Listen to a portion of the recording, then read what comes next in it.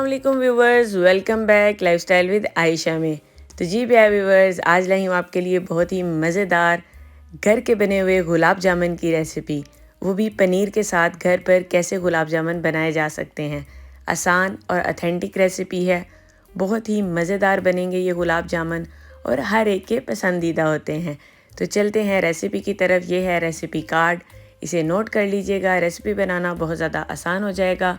और ये है पनीर की रेसिपी, घर पर पनीर कैसे बनाई जाती है।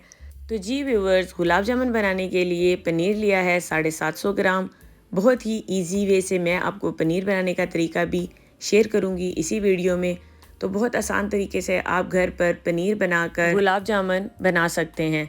तो जी व्यूवर्स, 750 ग्राम पनीर, 4 टेबलस्पून मैदा, 4 टेबलस्पून सूजी लेंगे। इसके अलावा 2 मीडियम साइज़ के जो हैं वो एग्स लेंगे और साथ लेंगे 2 टेबलस्पून शुगर, इसके मिक्सचर में शामिल करेंगे। 1/8 टीस्पून चुटकी भर जो है वो नमक लेना है। 1 टीस्पून लेवल का बेकिंग पाउडर लेंगे और 1 लीटर ऑयल यूज़ होगा फ्राई करने में। तो जी व्यूवर्स, शीरा बनाने के लिए 500 ग्राम चीनी लेनी है। इसके अलावा 750 ml पानी लेना है। इसके अलावा 6 दाने सब्ज़ इलायची के लेंगे, डेसिकेटेड कोकोनट और इसके अलावा पिसा हुआ पिस्ता जो है वो गुलाब जामुन को गार्निश करने में इस्तेमाल होगा।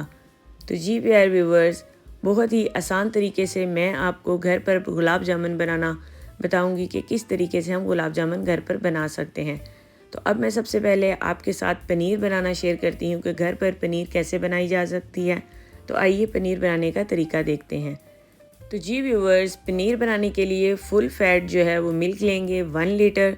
1 टेबलस्पून विनीगर लेना है जो सिरका होता है। अगर आपके पास सिरका नहीं है तो आप 1 टेबलस्पून लेमन जूस या इसके अलावा half tea spoon citric acid जो टार्टरी पाउडर होता है वो ले सकते हैं। तो अब 1 लीटर दूध को पैन में शामिल करते हैं। फ्लेम को कर लेंगे मीडियम।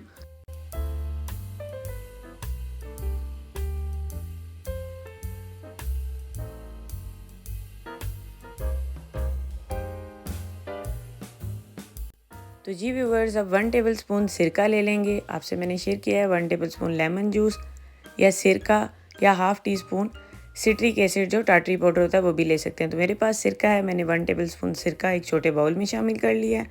दूध को एक बॉयल आने देंगे। चम्मच से आपने बराबर हिलाते रहना है ताकि दूध जो है वो नीचे ना लगे। तो जी व्यूवर्स, देखिए दूध को बॉयल आ गया है। हाफ़ टेबल स्पून इसमें पहले जो है वो सिरका शामिल करेंगे और हल्का हल्का जो है वो स्पून के साथ इसे मिक्स करना है, बहुत ज़्यादा तेज़ मिक्स नहीं करना।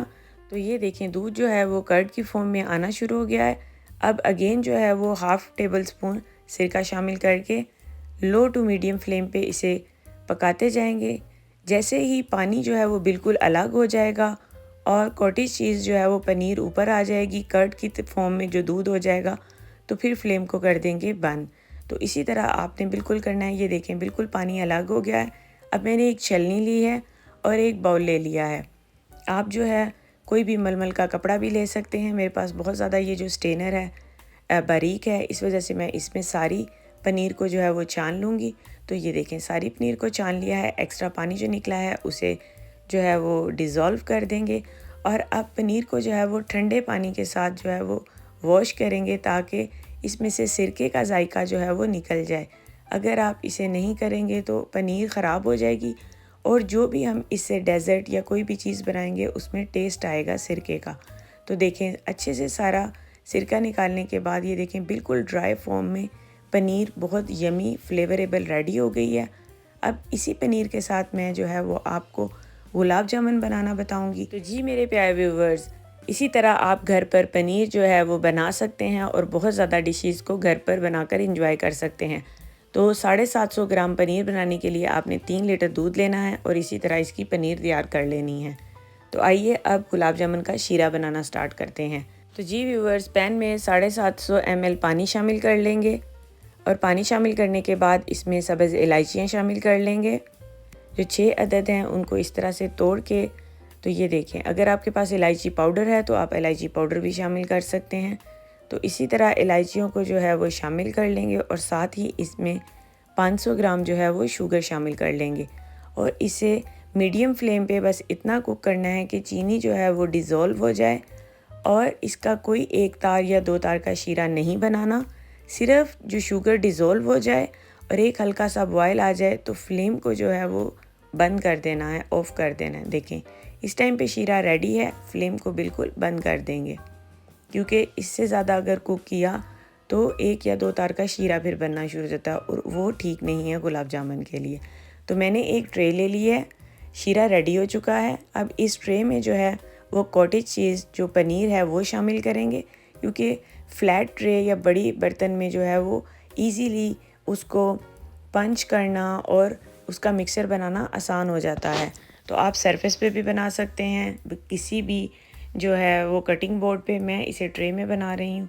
तो जी व्यूवर्स, पनीर को जो है वो मैंने इस ट्रे में शामिल कर लिया और हाथ के साथ इसे इस तरह से प्रेस कर रही हूँ। हथेली से इस तरह से इसे प्रेस करते जाना है ताकि ये एक जैसी यकजान होकर एक सॉफ्ट सा जो है वो मिक्सचर जो है वो बन जाए, क्योंकि इस टाइम ये क्रम्बल फॉर्म में है तो इसे एक स्मूथ फॉर्म में लेकर आना है। तो इसी तरह इसे तकरीबन 7 से 8 मिनट लगेंगे और आपने इस तरह से इसे प्रेस करते जाना है और ये एक स्मूथ सी फॉर्म में आ जाएगी। और इसमें क्योंकि थोड़ा थोड़ा सा जो वाटर होता है वही इसमें यूज़ होगा। ये देखें कितनी सॉफ्ट और स्मूथ होती जा रही है। इसी तरह से सारी पनीर को जो है वो सॉफ्ट कर लेते हैं। जी व्यूअर्स, 7 से 8 मिनट लगे हैं। इसके बाद पनीर जो है वो बिल्कुल स्मूथ फॉर्म में आ गई है। सूजी 4 टेबलस्पून और 4 टेबलस्पून ही मैदा और 1 टीस्पून लेवल का जो बेकिंग पाउडर लिया है वो शामिल कर लेंगे और इसे भी अच्छे से जो है वो मिक्स कर लेते हैं। सारे ड्राई इंग्रेडिएंट्स को कॉटेज चीज़ में पनीर में मिक्स कर लेंगे। इसी तरह बिल्कुल हाथों से मिक्स करने के बाद में हथेली से प्रेस करते जाएंगे और एक स्मूथ सा जो है वो मिक्सचर तैयार कर लेंगे। 2 से 3 मिनट इस तरह मिक्स करने के बाद साथ साथ इसमें थोड़ा थोड़ा सा अंडा शामिल करते जाएंगे।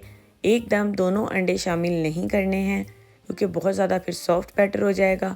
आपने साथ साथ देखना है कि कितनी मिकदार ज़रूरत है। तो ये देखें जब इस फॉर्म में आ जाए, ये देखें बिल्कुल स्मूथ और विदाउट क्रैक जो है वो गुलाब जामुन तैयार होना शुरू हो गए हैं। तो जब इस फॉर्म में आ जाए तो कॉटेज चीज़ को एक साथ करके इसे कवर कर देना है किसी भी प्लास्टिक बैग के साथ। उससे ये बेनिफिट होता है कि जो मिक्सचर है उस पर ड्राइनेस नहीं आती और गुलाब जामुन जो है वो क्रैकी नहीं बनते। तो ये देखें सॉफ्ट से गुलाब जामुन इस तरह से तैयार होते जाएंगे विदाउट क्रैक। तो प्लास्टिक शीट के साथ आपने इसे ज़रूर कवर करना है।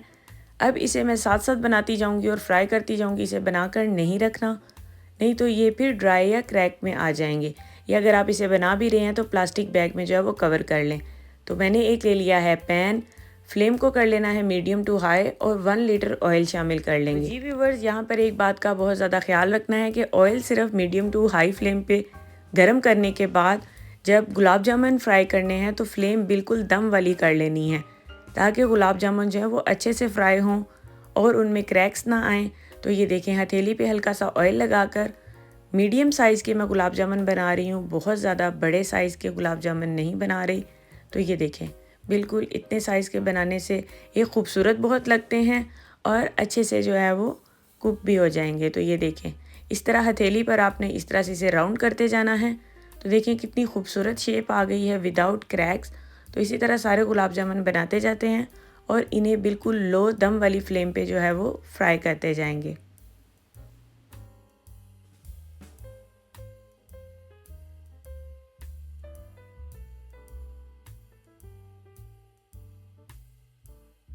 तो जी व्यूवर्स, आपने चम्मच को बिल्कुल इस तरह से नहीं मिक्स करना, बिल्कुल फ्लैट करके इन्हें इस तरह से चम्मच के साथ रोल करते जाना है। ये अपनी साइड्स खुद ब खुद चेंज करते जाएंगे।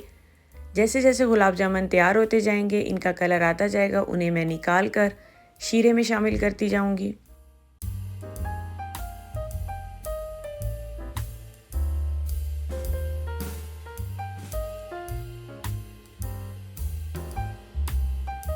तो जी व्यूवर्स, इसी तरह सारे गुलाब जामुन जो है वो मैं फ्राई करते जाऊंगी और उसके बाद शीरे में शामिल करते जाएंगे। और शीरे में गुलाब जामुन शामिल करने के बाद इन्हें मैं कवर कर दूंगी 15 मिनट के लिए फ्लेम को ऑफ करके। और उसके बाद मैंने इसे कर लिया है जी सर्विंग डिश में सर्व। तो देखें कितने डिलीशियस, बिल्कुल एक जैसा कलर आया है, बहुत सॉफ्ट और फ्लेवरेबल गुलाब जामुन जो हैं वो तैयार हो गए हैं। तो अब इस पर थोड़ा सा कोकोनट जो है वो स्प्रिंकल कर देंगे। डेसिकेटेड कोकोनट ऑप्शनल है, इससे लुक अच्छी आती है, फ्लेवर अच्छा आता है। और उसके बाद जो है पिस्ते पिसे हुए उसको भी एक एक गुलाब जामुन के ऊपर थोड़ा थोड़ा सा इस तरह से डालते जाएंगे।